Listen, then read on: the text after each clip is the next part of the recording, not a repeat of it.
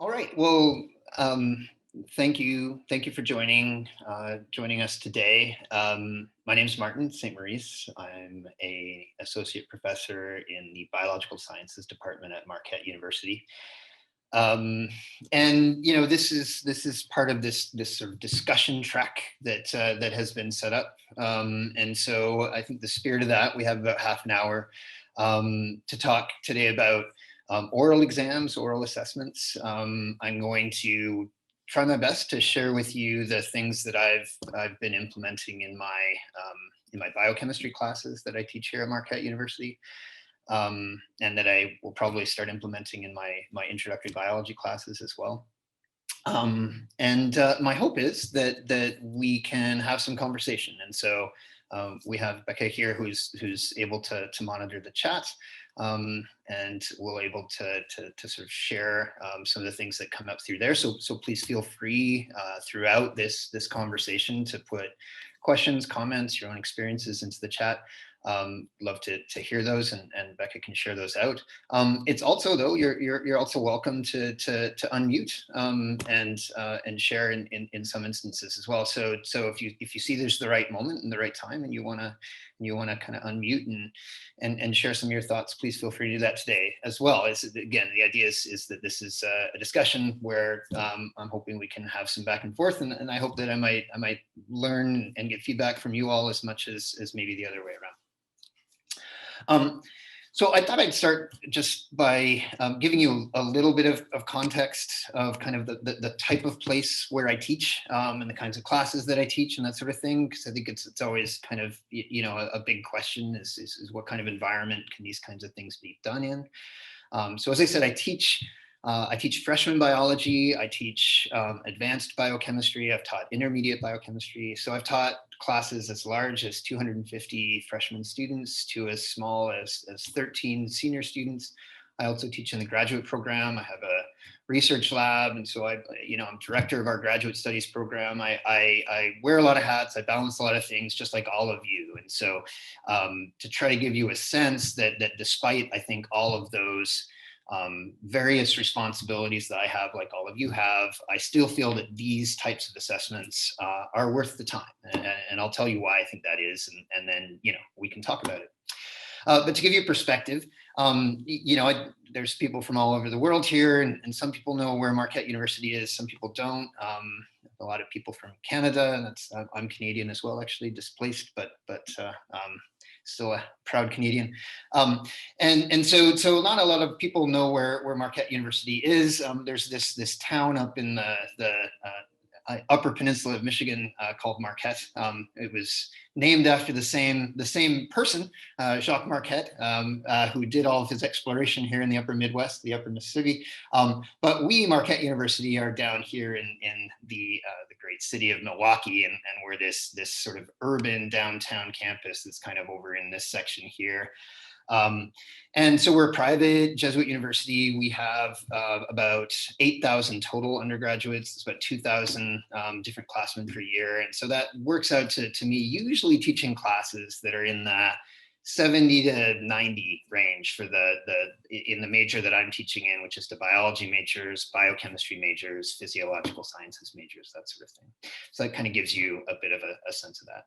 In addition to that, Marquette has made some efforts recently to move towards becoming a Hispanic serving institution. And so that has given us a lot of new opportunities, but also has meant that we have to be sort of more aware of all of the challenges to an increasing population of first generation students.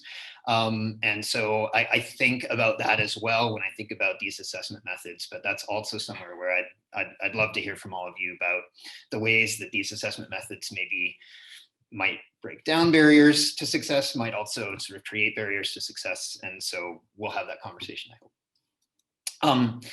So that's a little bit about the institution, the kind of thing that I do. This is important for me to share with you, is I am not an expert on this. I, like all of you guys, I'm a faculty member who has expertise in structural biology and enzymology, who's asked to teach courses and wants to do the best that I can for my students, like all of you do. And I'm I'm struggling through it, just like all of you guys are, and trying to figure things out. And I was inspired to do this by something I heard that somebody was doing at another institution. I thought I would try it. And since I've tried it, I've actually never gone back. I've really enjoyed it, and I think it's well worth it. And I'll explain why it is. And I guess the other thing is maybe in the context of what this gathering is about here today, which is about sort of online integrity and that sort of thing. And some of the themes that I think came up this morning, yeah, at least in some of the panel discussions, about how assessments maybe can and should be tailored to students.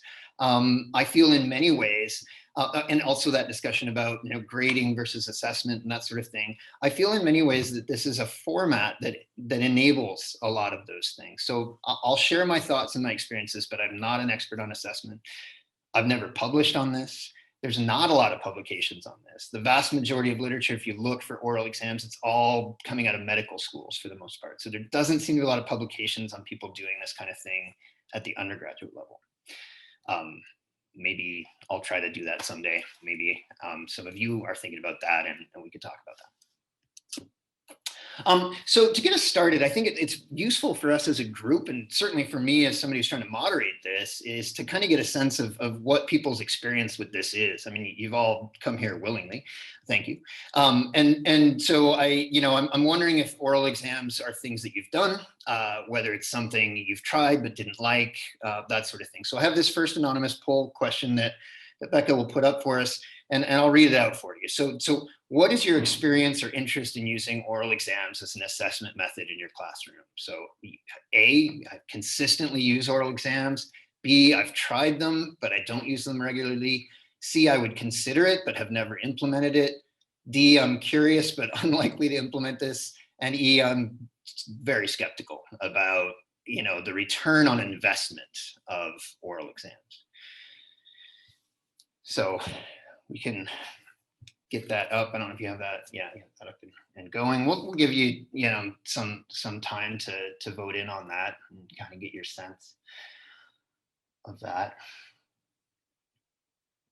It's nice to see a few people coming in that have tried it and do even use it consistently, and that makes me very happy, because I think we're a relatively small community. I haven't found a single colleague here in this department that has wanted to use this method consistently, and so it's nice to see that there's a few of you out there that have, and I think that will be helpful.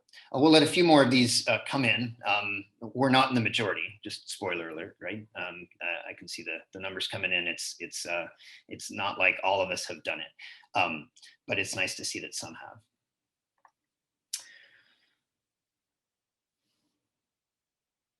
And we have some skeptics too, which is great. Okay, I don't know. Okay, let's close the poll for now. Yeah, so I mean, maybe not surprising, right, from the session and who's coming, but I think it's good for us to kind of see how we break down.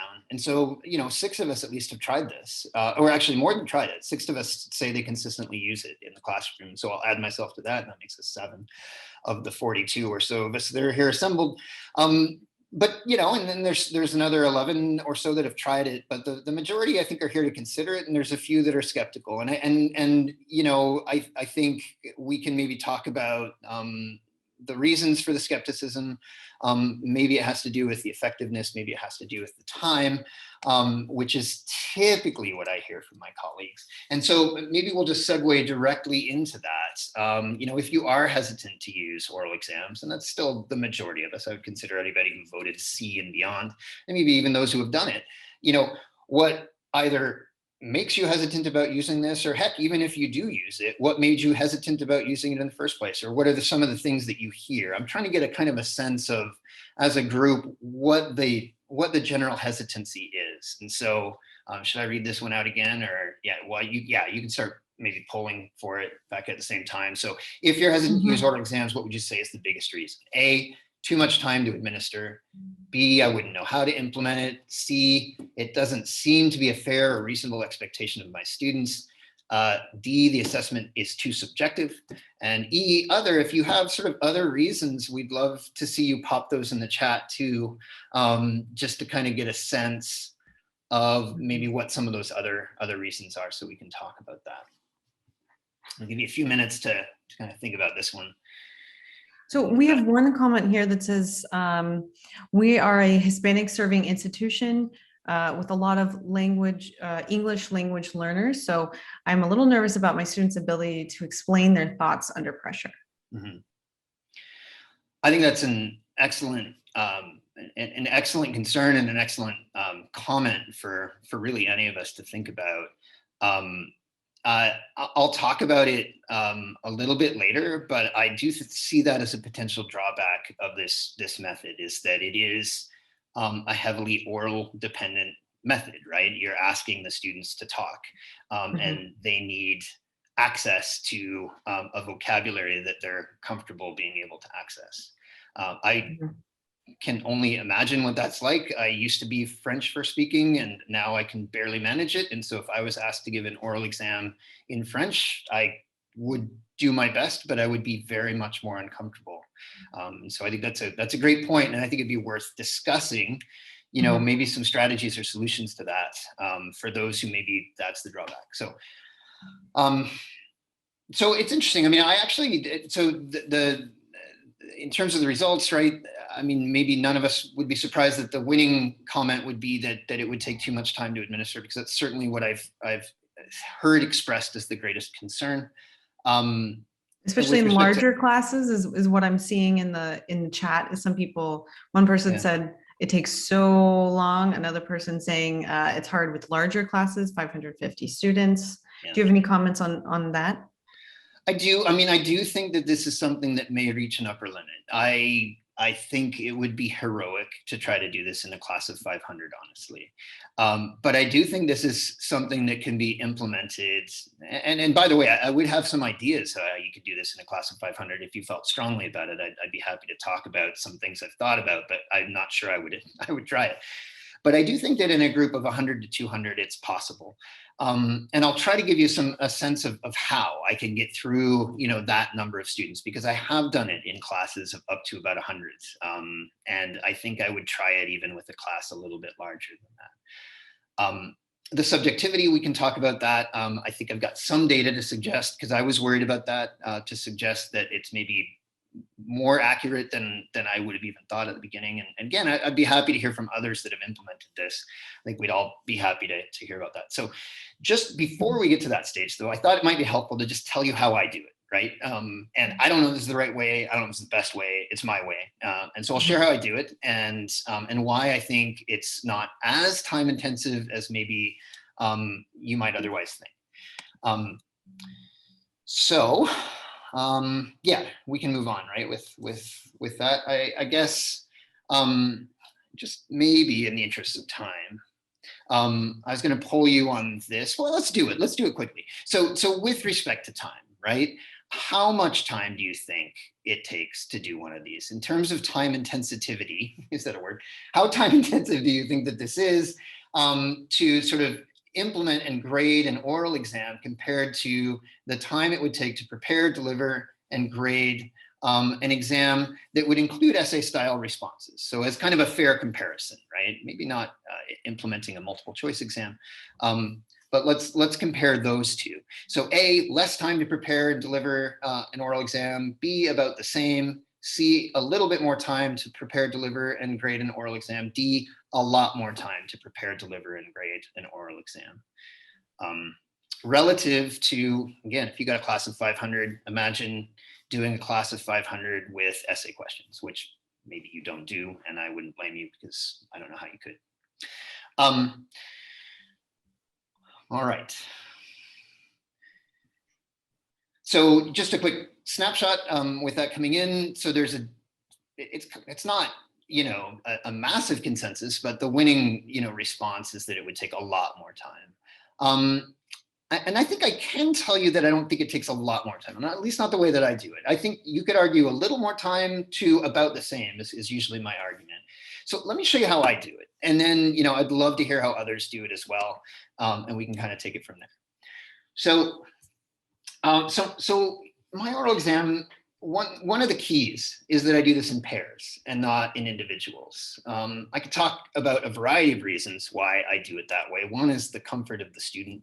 They feel better going in knowing that they have somebody that they're sort of going into that experience with. It also generally allows them to really prepare together. Most of the times, the pairs that sort of self-select, you know, I let them choose their pairs, and if they don't know somebody in the class, then I also can put them together with another student so that they can go in and do this in pairs. And so right away, it's not, instead of getting a class of 80, instead of giving 80 oral exams, I'm going through this 40 times. And so it's also critical, I think, for students to buy into this, that they feel that they're being assessed individually. Even if they're going in as pairs, I tell them, I'm assessing you individually.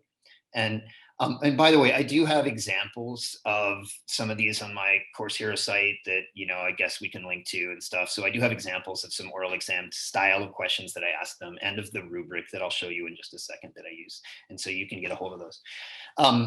So I try to spend about 30 minutes per pair, which breaks down to about 15 minutes per individual student.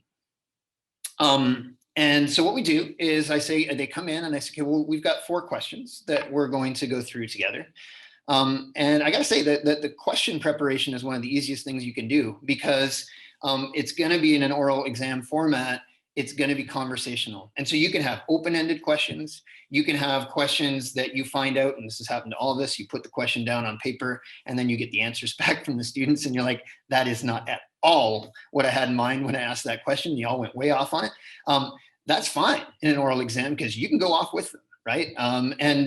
Or if you want them to go in a different direction, because of the interaction, you can reset them and put them in the direction you want. These are all advantages. So I give students about 5 minutes alone to discuss this. It took me a couple of years to come to this realization, but students, I feel, need a little bit of time to just get their wits about them, just like they would in any other type of exam, rather than being like, here's your question, let's go. I hand them the 4 questions, and when I've done this online this semester, I log off. I say, I'll see you later. I'll be back in 5 minutes. You guys can talk about it. You can look at this. And also, I don't care if they have books in front of them. I don't care if they've got whatever in front of them. They can Google whatever they want in those 5 minutes, because that's not going to really help them if that's the 5 minutes they're spending getting ready for this exam. The 5 minutes is for them to gather their thoughts, look at the questions, and kind of think about how they're going to kind of go through these questions. Now, I want to assess each student individually. And so the way that I do this is I will, for the first question, I give them the choice who wants to be the first student to go. I'll say, student X, you get to answer the first question. I don't want to hear from student Y. I want to hear your complete answer. And we might do a little bit of back and forth, but it's all between me and student X. And when that answer has been delivered and the answer is done, I will then turn to student Y and say, is there anything you want to add? And I tell them in class, I said, like, a perfectly awesome answer to that is no. I have nothing to add, if there is legitimately nothing to add, right? And so they also have to be cognitive of and thinking about what their partner is saying, so that they can either make a worthwhile addition to the answer, or actually recognize that the perfect answer was just given. I'll then switch that. Student Y goes first for the next question, student X is asked. And then we have 2 more questions that are a little bit more open-ended, that allow me to kind of, continue the discussion. And I will, during that process, turn my attention to one student or another. If I feel that I'm hearing more from one student, then I can direct specific follow-up student questions to the other student. I think you can imagine, though, that the flexibility of this is unlimited. So no matter where the students go with the question, no matter who's answering the majority of the questions, I have enough of kind of a pull over what's happening that I can direct the questions and answers as we go, so that by the end of this 30 minutes, I have a good sense of where students are. So let me show you how I assess them. I do not assess them on a question by question basis, right? To me, that doesn't work. So after I'm done meeting with them, I have a rubric. And this is the one that I used lately. I've changed it over the years. I'd love to see other ones that maybe people use. But I'm trying to give an overall impression of how they did in these categories over the course of the exam, not what percentage do they get on question 1, on question 2, on question 3, and question 4. It's this. And so I'll sit down, I'll give this some thought, and I'll write in some comments to justify kind of where they come in at the rubric. I have to say the reason I've shortened it to 4 instead of what I started with, was like 7 or 8 categories, is you've got to fill these in relatively fast before you move on to the next one. That was my time. So if I take 10 minutes to do this, plus 30 minutes for student, or 30 minutes for 2 students, it takes me about 20 minutes per student. I want to show you this data because I really wondered and worried about this. And I'm sorry I'm talking so much. It's hard to get all this in 30 minutes. I wanted to give you a sense of what I'm doing. I was really worried that there was no validity to this, right? That this was just totally subjective. And so this is not the only assessment style that I use. I believe in using a variety of assessment styles. And for a number of reasons, I've also given students some multiple choice questions and multiple choice exams that are part of their sort of overall midterm. And then blind, I go through and I do the oral exams and I assess them based on that rubric. And then in a couple of the past years, I've then, correlated those scores. And they're not perfect, right? Obviously, you wouldn't expect them to be, but they're not bad, in my opinion. I mean, there's definitely a correlation there. You might look at a few clusters in sort of, here and here and worry about what that means for a few students that are maybe underperforming the class's performance on the oral exam section. And so I haven't had time to dig into that, but that could certainly be, those little clusters could be representing, a place that I need to think about and focus on. But overall, I feel that the correlation is good between a traditional exam method, multiple choice, score, yes or no on those questions, versus how they're assessed through the rubric. With respect to how much time it takes, this is my analysis. I figure by that math that I'm spending 30 minutes for a pair of students plus maybe 5 minutes of note taking and completing the rubric. So somewhere between 15 to 20 minutes per student. It's a busy week. I don't do really anything else because the way I do these is I cluster them around a couple of midterm exams, one about 5-6 weeks into the semester, another one about 10 to 12 weeks into the semester. So I don't do anything else that week. My family hates it. I get home exhausted. But in terms of the total amount of time I spend per student, I'm giving about 20 to 25 hours during an oral exam week for a class of about 100 or so, right? I think that if I was giving essay style questions, let's say 2 or 3 long answer questions in a traditional kind of written exam, that I would easily be spending that amount of time grading. And I would probably be more frustrated by the fact that during that time, I'm reading lots and lots of answers that completely misinterpreted my question, that went off on the wrong track, or that just, we've all seen this too, that gives me a bunch of stuff that they know, but it isn't particularly relevant to the higher order thinking that we want to do, right? So I don't get to push them in that way. I just send it out into space and get these answers that come back. And it can be a frustrating process to kind of realize that the questions you had in mind were not interpreted properly. So I'm less frustrated by this process as well, right? I feel more connected to my students. No grading on the weekends. I'm done on Thursday. I've done higher order thinking.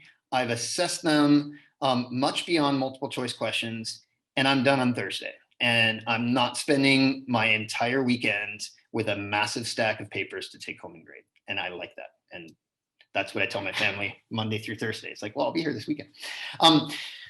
So as far as I can tell, this is my sort of list of advantages, disadvantages. This is my last slide. And I would love at this point, and it took so much time just to get through this, we only had half an hour, but I would love for others to kind of, further sort of crowdsource this list. This has been my experience in terms of what I consider to be the advantages and disadvantages of this.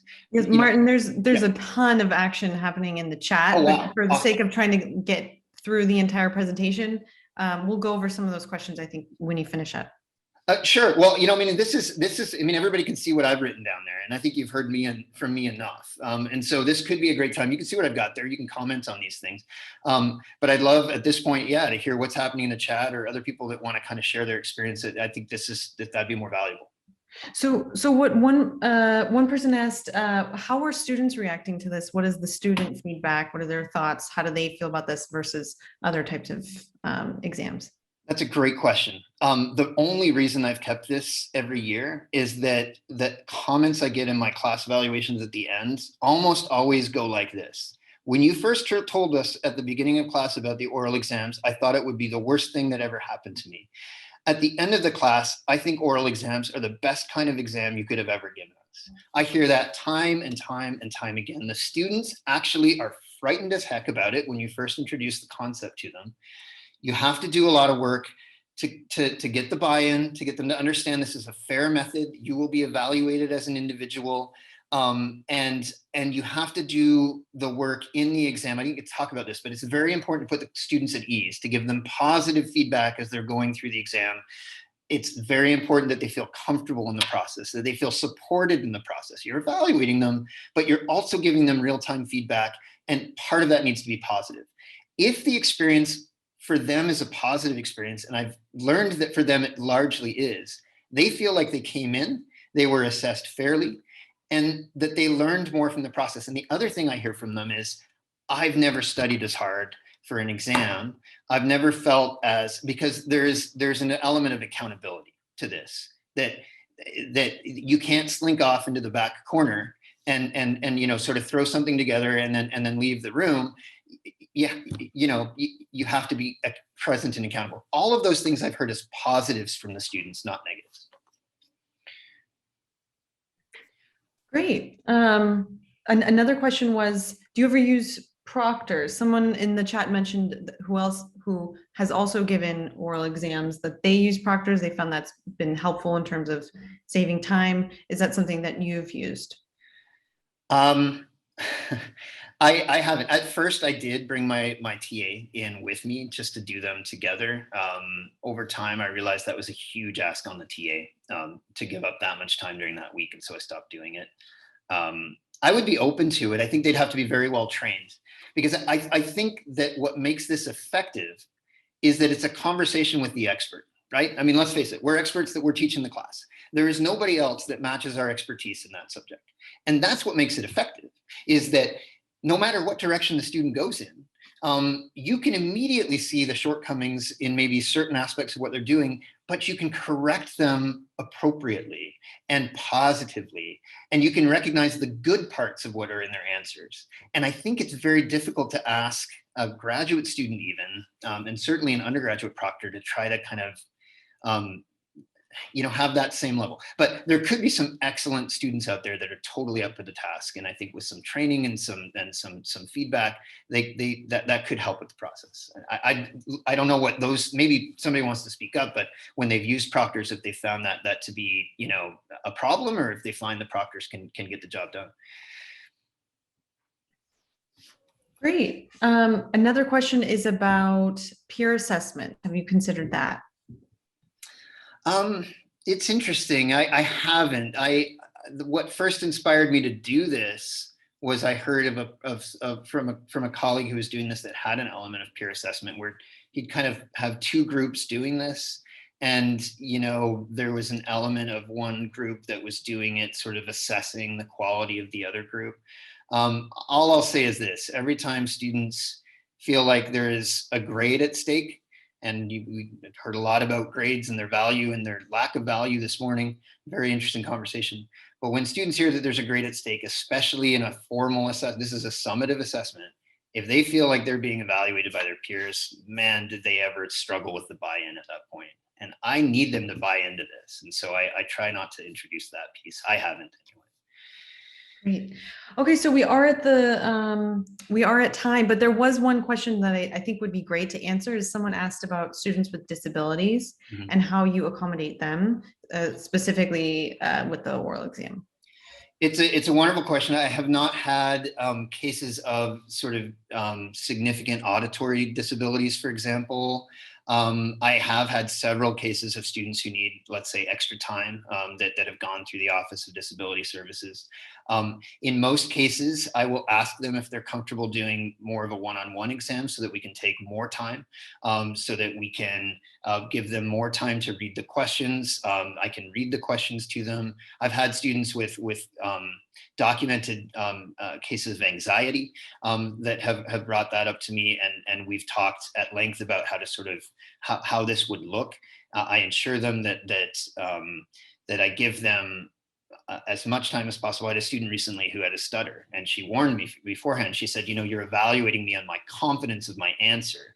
And I'm really worried that on that rubric scale, you're going to hear me stuttering and you're going to say I'm not confident, right? Or you're going to interpret that as, and so I did have to spend some time. I was glad she educated me to that, but I had to spend some time with her, sort of reassuring her that, okay, we're going to take extra time, and I asked her, how can I be helpful what do you want me to do? And then that's what I did.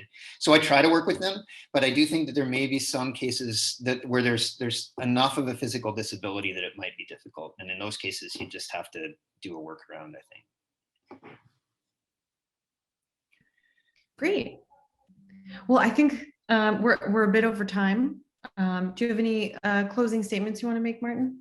I just wish we had more time. I feel like I spent all the time talking, and I wish I could have heard more from you all. So if you're here and if you have some ideas or some thoughts or some feedback that you'd like to give me on what it's been like for you, or please reach out. I would love to have more conversations, because for me, I feel very isolated as somebody trying to do this. And as much as my colleagues are like, wow, that's heroic, I can't convince them to do it too.